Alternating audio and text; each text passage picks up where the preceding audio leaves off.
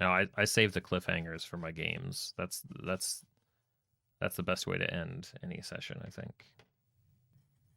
I don't finish all of my sessions on cliffhangers necessarily. There are some that I have in mind. There are some that I know going in that, like, okay, like for instance, a recent game where they were sailing to an island, and I sort of knew that them landing on the beach, having lost their ship, and realizing that each of them had sort of become not quite undead, but they'd sort of had to sacrifice their soul to come to this cursed island. I knew that that was probably where the session was going to stop because there was a lot to do. They had to fight through this storm, and there were a couple of encounters that led up to that moment. So I kind of knew that was probably where it was going to be. Uh, in those situations, I'm planning for that stopping point because, well, I don't have the whole island planned out. So I can't really go past that point. So it's a really convenient narrative point.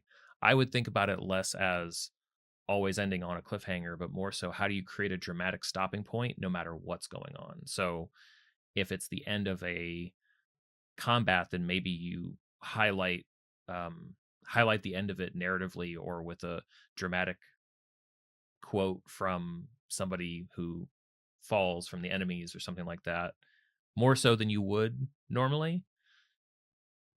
Or if it's like a long rest, I actually really like when sessions end in long rest because usually there's decisions and stuff that are being made. Then I might throw out a tease of something like somebody arriving to camp or them hearing about something, or I might even just like throw in above table like a thought, like a question or something, and that might dramatically point to something in the future and then cut it there.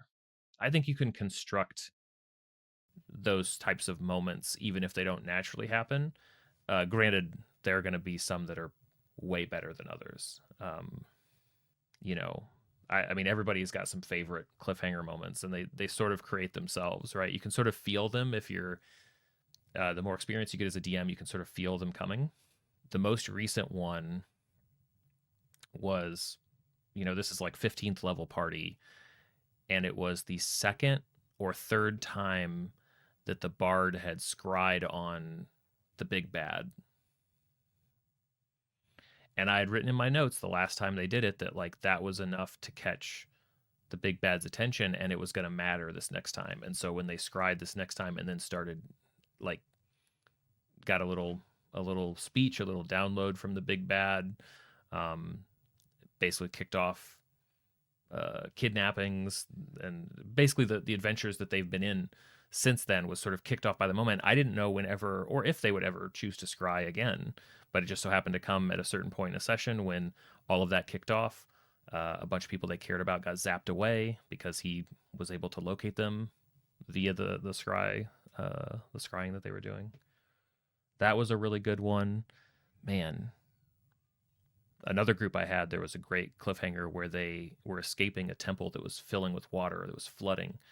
And that cliffhanger was they realized they had a high enough level spell caster with them to teleport out. Um, but mid teleport, they were interrupted by a fae who was like, "You haven't completed this deal, so we're actually going to redirect your teleport, and you're coming elsewhere." That was a really fun one too. So I mean, yeah, uh, sometimes they just happen naturally. But I think going back to what I said before, it's fair to try to think about what's a fun type of thought or moment or piece of narration to end on. That way it doesn't sort of peter out. I think I do generally always say, and that's where we'll pick it up next time. That is kind of my go-to ending phrase, which I've never really thought about before. I guess that's what I say at the end of every session. Interesting. You don't need cliffhangers if you don't know or are working on what's going to happen. Sort of true. Yeah, I mean everything is sort of what could what could the next session be, at least from our perspective. I mean, players don't always know that that's the case, right? I'm not sure that it's really the way that I use it. I'm not sure it's even really a cliffhanger. It's more just like a dramatic moment to end a session on that hopefully puts something in everybody's mind to think about until next time. Ideally, something that I can quickly recall where everybody was the next session. That way, we don't have to do a lengthy recap, especially if we get separated by a week or two due to scheduling stuff. I wouldn't stress about ever necessarily having them, but I think it is fair to. I don't know. There's definitely an art to finding a good stopping point in a session, and sometimes it works really well to find a good stopping point, and other times it's just a little bit clumsy, and that's okay. If you want to really throw off your players, surprise them, and create an interesting starting point for the next session. Um, have an enemy that they're fighting, preferably like a boss, have it kick off like a second phase, and then stop the session for the week. Like have it transform, have it whatever. Now you could argue that you're losing a bunch of momentum that you've gained or whatever, but I think like there's probably this is just an idea. I don't think ever done this myself. Have I ever done this myself? I've probably ended like the odds have to be, it has to be true that at some point I ended a session mid combat. Um,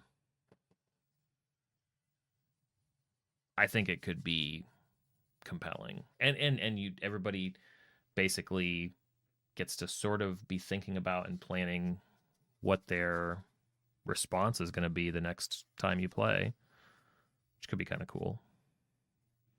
It also gives you a second chance as the new session starts to throw in some more villain monologue, which is always hard to fit in, unless we're in initiative and you control things to sneak a few words in before everything actually kicks off.